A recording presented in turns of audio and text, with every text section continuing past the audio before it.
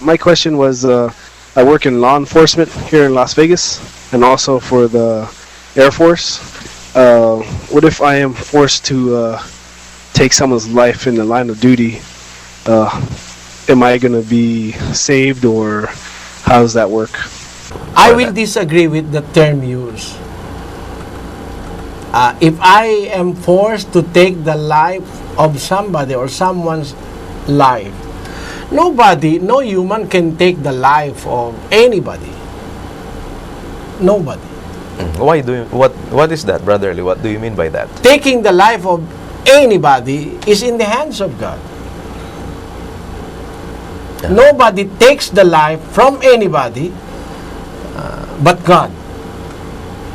Even if you shoot somebody, if God will not agree, and it's his appointed time to die, you cannot kill such person. You cannot take the life.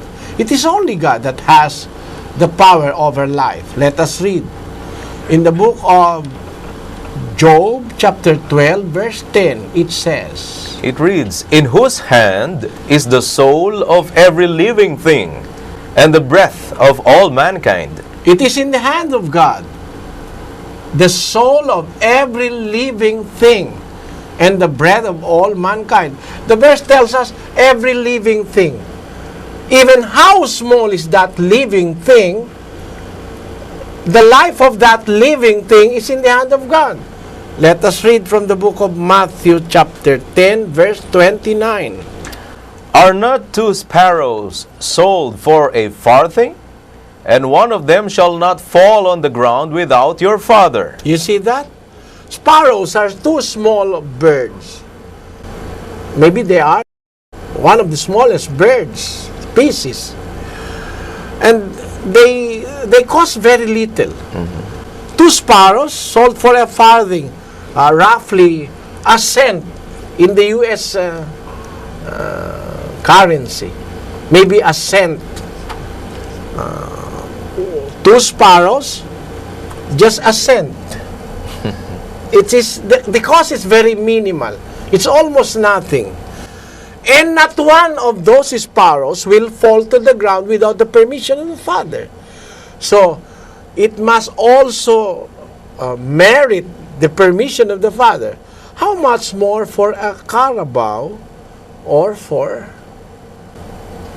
a bigger beast, or especially for an elephant, or a blue whale, or more especially for a human.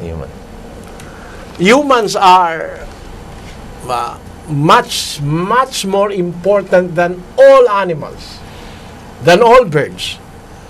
No human being will die without the permission of the Father. Remember this biblical principle. 9:27 of the book of Hebrews says, And as it is appointed unto men once to die, but after this the judgment. so the death of a man is appointed by God. It is God that appoints the death of a man. When it is your time to die, you can die by an airplane crash. So when an airplane with 258 passengers jumped into the sea and all the crews died, one thing is sure. All those people there, Americans, Europeans, Arabians, that are passengers of that plane, born in different places, born with different in different times, are all appointed to die on that particular day. You see that? Yes. Do you realize what I'm telling you, Brother Joseph? Yes, Brother Eli. When the Doña Paz in the Philippines Sank. sank, it has more or less 5,000 passengers. They are of different ages and from different places. But one thing is sure, they will die on the same day. So they all died there. What do I mean? Their death is appointed by God all at the same time. Now, what do I mean about that? Even if you are a passenger of Doña Paz, if you are not yet appointed to die, you see, there are few hundred which were rescued. They survived. They survived. They did not die. You see, that is the logic behind that. Now, for a police or a law enforcement officer to take the life of a person, you must not say you are Take the forced to life. take the life. No, you do. It's not you that will take the life. It is God. Even if somebody who turned amok or if somebody became crazy, even if there are 12 who run amok and you are only one, they cannot kill you if it is not your appointed time. The reason that they turn amok that time, because it's your appointed time to die. So God permitted you to die that time. The time. What do I mean to say? In line of duty, as a member of the Church of God, you must refrain from killing or murdering anybody. That is our doctrine. That's why I'm asking our police officers, members of the church, to practice shooting. This is what I'm telling them. If a criminal is trying to escape, and you are apprehending a criminal, if you are a sharpshooter, if he is holding a gun and pointing it to you, you target his arms, his hands, so he cannot shoot you. If he ran, target his feet, so you will not kill him. It will not be mortal. I advise our members not to shoot in the heart or on the head. No, never. Be sharpshooter. Disable him. If he is a real hardened criminal, escaping the arms of the law, you can do your duty by catching him, apprehending him, and give him to the hands of the law. It is the law that has the right. The law that was formulated by human society has the right to kill or to butcher him, whatever they want to do with him. You are just an apprehending officer. It is not your duty to kill him or to put the law or the justice in your hand.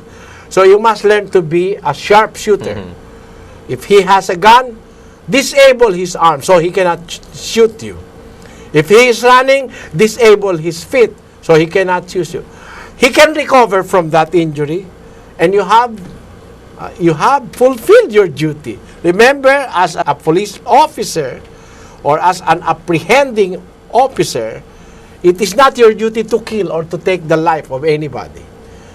Your duty is to catch the criminal, to catch him, to apprehend him, and submit him to the hands of the law. That is what is reflected in the answer of one of the prophets of God when he was asked about what to do as a soldier. Let us read in the book of Luke, chapter 3, verse 14. It reads, And the soldiers likewise demanded of him, saying, And what shall we do? And he said unto them, Do violence to no man. See, do violence to no man, neither accuse any falsely, and be content with your wages. The first thing that must be in the mind of any police officer or soldier, do violence to no man. So, that is our teaching. The teaching of the Bible, do violence to no man. But, after all things have been explained, after all things have been said and done, I will tell you something, brother. If your life will be endangered in the face of these situations, apprehending a criminal or a hardened criminal at that, if it need be that you defend yourself against this criminal, if it came to the point that you have killed the criminal unintentionally because you are just trying to defend yourself, then you are absolved in the eyes of God. It may be a sin, but it is not a grievous sin. It was done in self-defense. Self-defense, remember, is man's inborn right. It's not only man's inborn right. It is an inborn right of every living creature. The venom of a scorpion or a snake is his defense to preserve its life. The intellect of a man is his first defense against all that may take his life from him.